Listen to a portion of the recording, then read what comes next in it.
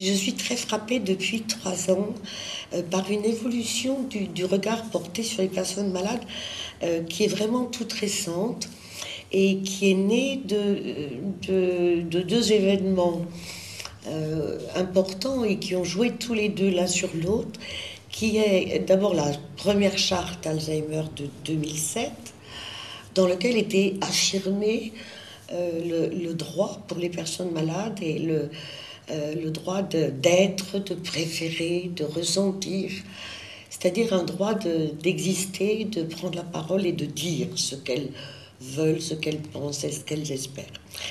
Et puis, je dirais, ce droit-là s'est retrouvé traduit dans un objectif tout à fait qu'on retrouvait pour la première fois dans un plan Alzheimer, qui était l'objectif destiné particulièrement aux personnes atteintes d'une maladie d'Alzheimer ou d'une maladie apparentée, jeunes, avec ces critères un peu étranges qui sont franco-français, c'est-à-dire on est jeune quand on a moins de 60 ans, et dans lequel un certain nombre d'objectifs ont donc été donnés pour permettre à ces malades une prise en charge spécifique de leurs besoins spécifiques, puis surtout développer des diagnostics le plus tôt possible. Et de la conjonction de ces deux événements, on se retrouve depuis très peu de temps, je dirais 2 ans, 3 ans, pas plus, avec une surmédiatisation des malades jeunes. C'est-à-dire que comme voilà, on est quand même dans un pays où les médias pratiquent quand même très clairement du jeunisme. Les malades d'Alzheimer, qui sont dans la majorité des cas des gens de plus de 75 ans, c'est des vieux, et donc ça n'est pas enthousiasmant d'aller les filmer. Par contre, des malades d'Alzheimer de 40 ans ou de 50 ans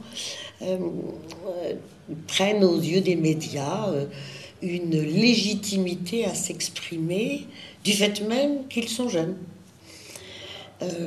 Et donc, on voit, et nous-mêmes à l'espace éthique, avec la dernière université d'éthique où nous avons eu ce bouleversant, extraordinaire témoignage de Blandine, nous allons dans cette continuité aussi de penser que c'est très important de donner la parole aux malades jeunes, tant il est vrai aussi que du fait même qu'ils sont jeunes, ils ont une relation avec la maladie qui est différente de celle des personnes très âgées. En particulier parce qu'ils sont le plus souvent dans une dynamique de vie et même de vie professionnelle. Donc ils sont actifs, donc ils sont dans un désir d'agir face à cette maladie qu'on leur annonce. Les personnes classiquement, je dirais, atteintes d'une maladie d'Alzheimer à 80 ans, ça fait 15 ou 20 ans qu'elles sont retraitées, qu'elles ne sont plus dans une dynamique active de vie professionnelle. Elles sont elles-mêmes dans une culture très généralisée qu'on peut résumer en c'est normal, ma pauvre dame, c'est l'âge. Donc elles ont souvent pas envie du tout d'ailleurs de parler de leur maladie. Alors que les personnes jeunes, dans cette dynamique de l'action, qui est leur vie quotidienne, avant que d'être malades, sont dans ce désir d'agir, de faire quelque chose, de lutter contre la maladie, et elles sont dans ce désir de témoigner de leur approche particulière. Alors c'est vrai que moi je suis tout à fait bouleversée par cette parole directe, parce que cette parole directe, et il faut le dire, qui reste exceptionnelle, des malades jeunes, nous ouvre à nous tous, professionnels et familles, des portes, des clés pour accéder à ce que nous pouvons penser ou supposer de ce que vivent et ressentent les malades, tous les malades, quel que soit leur âge, tous ces innombrables malades qui, dans la majorité d'autres cas, n'ont pas la capacité de dire eux-mêmes directement ce qu'ils vivent, ressentent et espèrent. Et donc c'est fantastiquement éclairant que d'avoir cette parole-là. Par contre, ce qui m'impressionne, parce que ça fait quand même plus de 10 ans, moi, que j'ai une action spécifique pour les conjoints, pour les enfants de malades jeunes. Et ce qui m'impressionne un peu, c'est que par ces phénomènes de balancier qui sont très particuliers un peu à la France, où on tombe toujours d'un excès dans l'autre. Alors avant, la parole des malades âgés, je dirais, elle était entre guillemets confisquée. Confisquée par les familles, confisquée par les professionnels. Et puis on est tombé dans l'autre excès, qui est que maintenant on ne reconnaît plus que la parole directe de ces quelques malades jeunes qui peuvent s'exprimer, et leurs aidants familiaux ont disparu du paysage. Alors que jusqu'à présent, je dirais, si elle est incontestable, on a pu donner la parole aux aidants familiaux et montrer à quel point leur accompagnement avait des conséquences extrêmement importantes dans leur vie, parfois des conséquences étonnamment positives et puis malheureusement bien des conséquences plutôt négatives. Aujourd'hui, dans cette parole donnée, privilégiée aux malades jeunes, eh bien leurs conjoints n'existent plus. On ne les rencontre plus, ils ne sont plus là. Or moi, je continue à les rencontrer.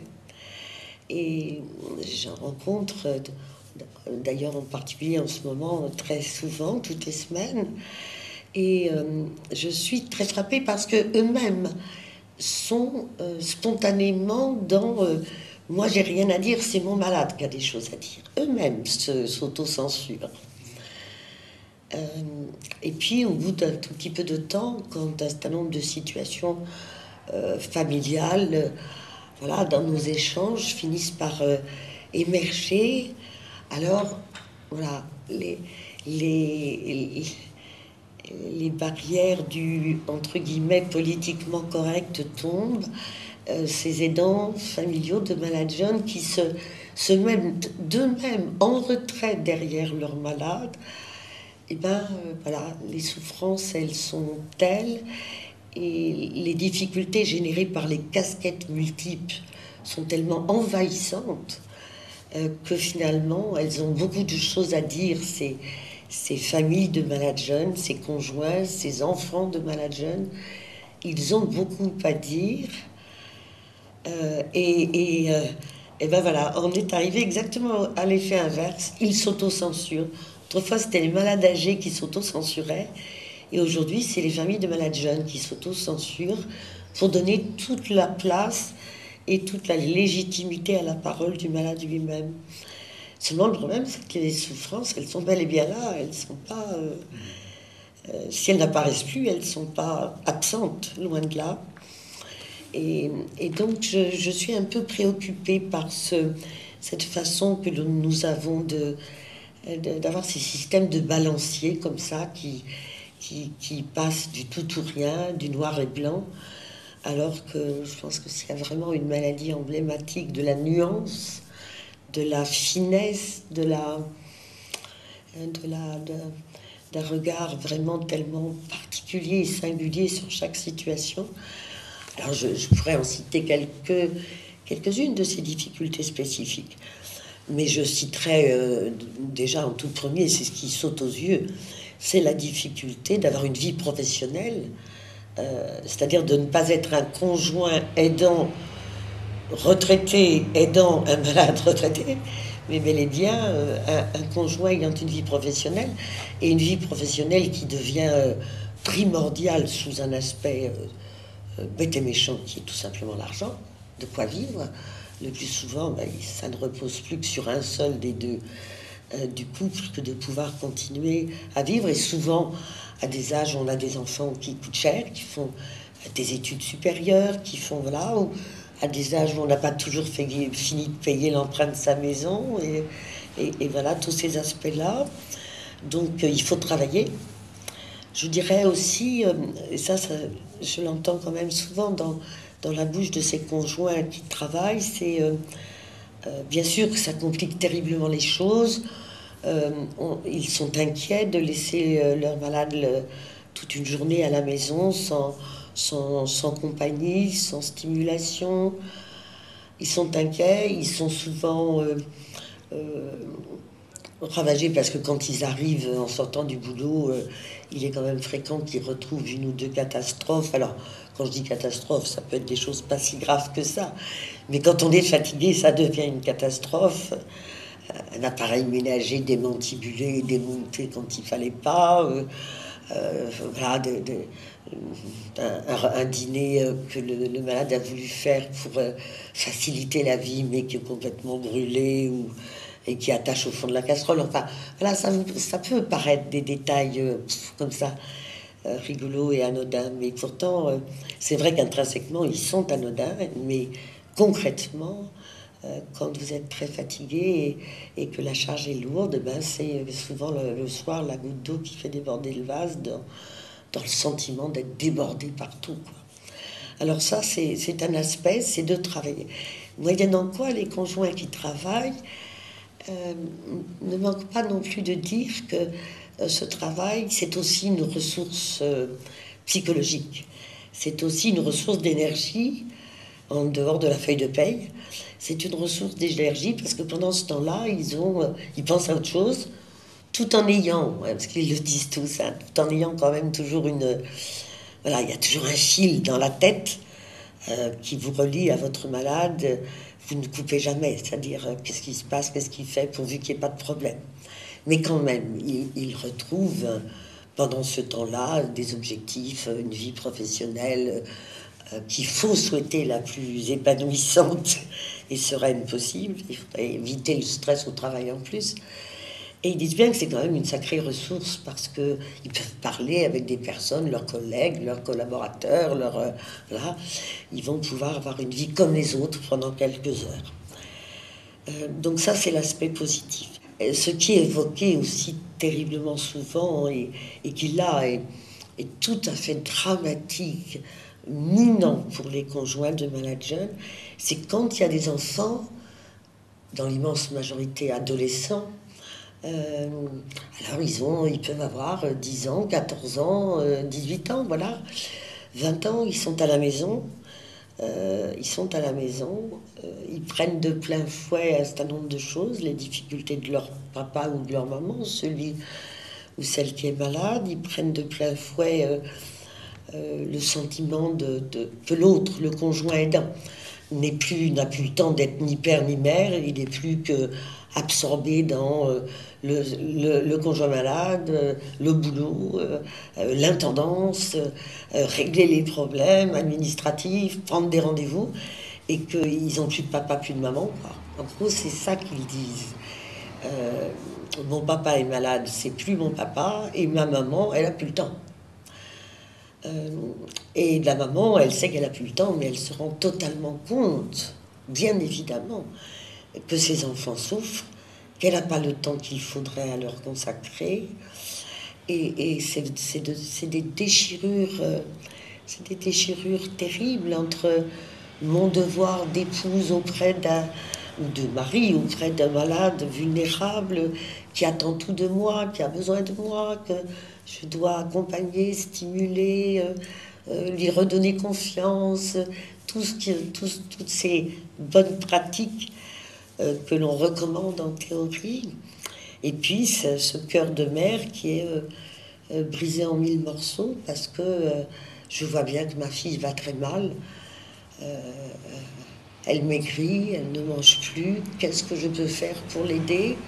Je suis impuissante avec la maladie de mon mari et je suis impuissante avec la détresse de ma fille.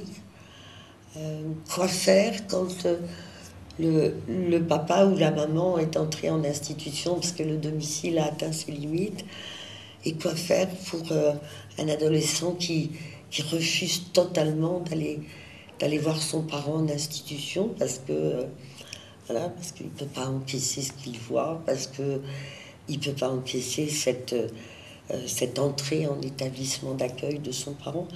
Que peut-on dire comme mère, comme père, que peut-on dire à un enfant, un adolescent qui coupe les ponts et refuse d'aller voir son parent malade? Est-ce que je dois le pousser? Est-ce que je dois respecter? Est-ce que je dois lui donner du temps? Est-ce que je dois demander à un tiers de lui parler? Voilà, ces océans de questions de ces hommes et ces femmes, conjoints, pères, mères, parfois grands-parents, dans ces situations qui sont confrontés à des enjeux d'amour, à des enjeux de respect des besoins des autres, ceux qui sont vulnérables, leurs malades, leurs enfants, et qui ne savent plus quelles sont les priorités, qui doivent-ils servir, accompagner en premier, qui est le plus important. Ces hiérarchies que la vie leur impose et qui est une déchirure et qui est extrêmement difficile. Je suis vraiment très frappée par ce double regard positif et ces rencontres individuelles singulières que j'ai pu accumuler pendant des années avec des conjoints dont les niveaux de souffrance et de dilemme, alors pas de dilemme éthique, de dilemme familial, de dilemme profond. Je pense aussi à d'autres situations que j'ai rencontrées, ces conjoints de malades jeunes dont le papa ou la maman du malade jeune est vivant, avec donc une belle-mère ou un beau-père de 80 ans ou de 85 ans. Et donc cette épouse ou ce mari, il faut qu'il est là entre son malade, la maman de son malade, ses propres enfants. Ce sont des situations humaines qui sont impressionnantes de poids. J'ai vu par exemple des mamans de malades jeunes, et c'est un réflexe que j'ai rencontré souvent dans ce genre de situation. Accuser leur gendre ou leur belle-fille d'être leur responsable de la maladie. La maman ne pouvant pas trouver d'explication au fait que sa fille ou son fils a même pas 50 ans est malade, ce qui est contraire à toute la vision, je dirais, universelle, classique de la maladie d'Alzheimer. Donc, pour s'expliquer cette anomalie, parce qu'il faut quand même bien dire que statistiquement, ils sont peu fréquents, ces malades, face à cette anomalie, ne trouvent pas d'autres ressources. Et surtout en l'absence d'explication, trop souvent l'absence d'explication de la part des spécialistes, eh bien c'est de votre faute, monsieur mon gendre, c'est de votre faute, madame ma belle-fille, il est comme ça. Parce que vous n'êtes pas assez patiente, parce que votre couple était en difficulté, parce que voilà, on peut trouver, parce que vous ne l'avez jamais soutenu, parce que voilà, on peut facilement imaginer toutes les accusations que la souffrance de la mère va éventuellement faire cracher comme ça en reproches, accusations. Mais dans l'autre sens, j'ai rencontré aussi beaucoup d'enfants de malades jeunes, rendant l'autre, le conjoint, papa, maman, responsable de l'état du malade. Oui, c'est ta faute parce que, etc., t'es pas assez patiente, tu engueules papa tout de suite, tu lui donnes jamais sa chance d'y arriver. Voilà, c'est-à-dire que non seulement le conjoint, il a tout sur les épaules, il a à jongler avec des casquettes multiples, des temps de vie, hein, du matin au soir et du week-end explosé. Et en même temps, il va se retrouver quasiment assez souvent mis en accusation, comme étant plus ou moins celui qui, au moins, à défaut d'être directement responsable, aura favorisé l'arrivée de la maladie ou l'explosion des symptômes. C'est tout à fait propre aux malades jeunes, ça. On peut le voir dans des familles de malades âgés, mais c'est presque toujours des malades jeunes qui ont cette espèce de... Et tout finit quand même par arriver sur les seules épaules du conjoint. La dernière observation aussi que j'aimerais évoquer, parce que là j'évoquais quelquefois les reproches que peuvent faire les enfants rendant le papa ou la maman responsable de la maladie de l'autre. Mais ce que je rencontre, mais c'est rare, honnêtement, c'est très rare. Ce que je rencontre beaucoup plus souvent, c'est l'autocensure absolue de l'enfant. C'est-à-dire qu'il ne parle pas de ses souffrances. Et il a tellement conscience dans la vie quotidienne que son parent aidant est déjà accablé de trop de choses à faire. A pas le temps, jongle dans tous les sens, court dans tous les sens et souffre. Et il en a tellement bien conscience que, par amour, et pour le protéger, pour pas lui en remettre une couche, c'est d'ailleurs ce qu'il dit, je vais pas lui en remettre une couche, elle en a déjà tellement sur les épaules, je préfère me taire. Et donc ces adolescents-là ne vont pas échanger, parler, exprimer leurs difficultés pour ne pas en rajouter. Et dans le cadre, par exemple, de réunions de famille de malades jeunes que j'organise toujours, et par exemple, j'encourage les familles, quand elles le peuvent, à ce qu'il y ait le conjoint et l'enfant qui viennent en même temps. Et alors, il y a des moments où on se retrouve avec que les enfants. Enfin, on fait deux groupes séparés, un groupe pour les conjoints, un groupe pour les enfants. Puis il y a un moment où on se met tous ensemble. Et où on peut se dire les choses qui sont sorties. Et ce qui est stupéfiant, c'est la découverte par les conjoints aidants de ce que leur enfant pense, assorti, qu'il n'avait jamais évoqué avant. Et elle découvre ce sentiment de protection qui très jeune va retentir sur l'adolescent, le jeune adulte, pour dire je ne peux pas lui en rajouter, donc je ne lui dirai pas. Alors bien évidemment, je dirais ma suite logique, c'est de dire qu'ils ont impérativement besoin de pouvoir le dire quelque part. Et si ce n'est qu'on ne peut que ressentir avec émotion leur désir de protection. Mais on ne peut ressentir qu'avec beaucoup d'émotion leur souffrance. Et donc, il leur faut des lieux. Alors, c'est une des grandes raisons, d'ailleurs, ces rencontres, et puis mon propre souvenir de filles de malades jeunes, qui fait que j'organise depuis des années, comme ça, un moment, un dimanche, le dimanche des familles de malades jeunes, pour qu'elles vivent comme ça, un dimanche particulier, où elles vont pouvoir vivre, dire, sourire, aller au resto, et en même temps que les choses puissent se dire, sortir, sur le principe du groupe de pères. C'est vrai qu'elles sont entourées exclusivement de bénévoles, comme moi, qui ont eu un malade jeune. Et c'est un groupe de pères particulier, où il y a des conjoints de malades jeunes bénévoles, des enfants de malades jeunes bénévoles, et puis on permet un certain nombre de choses comme ça, un dimanche de 10h du matin à 6h du soir, on permet un certain nombre de choses d'émerger. Et ce sont tous ces dimanches-là que j'ai dans ma tête quand je pose un regard sur ces derniers temps de la parole donnée aux malades jeunes. Je pense qu'il faut